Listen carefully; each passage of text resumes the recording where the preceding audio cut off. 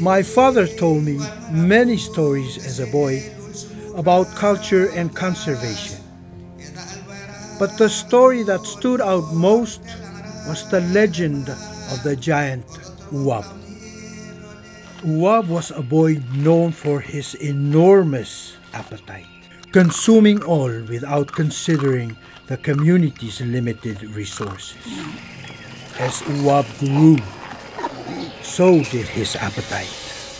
No longer satisfied with the fish and taro the earth gave freely, it consumed so much and became so heavy, causing the island to sink beneath the waves. The seawater overran the wells and the lakes, poisoning the drinking water. He began to eat all the trees, leaving the ground bare. This caused the weather to change, and what little water fell from the sky simply washed the dead soil to the reefs, killing what little coral remained.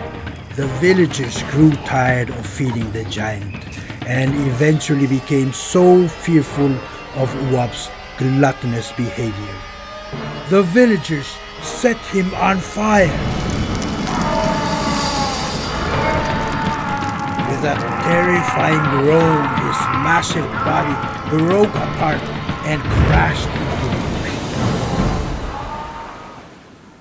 This story is once again taking place in today's world, but this time we are trying not to repeat history.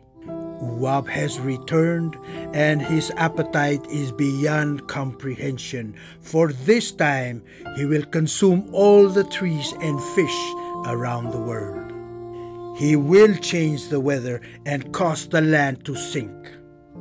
The Pacific, a prime victim of the modern-day Uwab, is slowly moving from the flourishing paradise to a floating memory.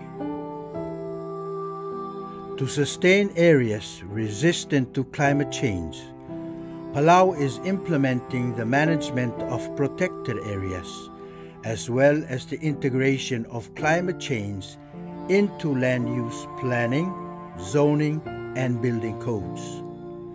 Palau is also upgrading infrastructure to increase the efficiency of water delivery, including the improvement of water dams to better deal with prolonged drought, and creating new management practices to protect our watershed.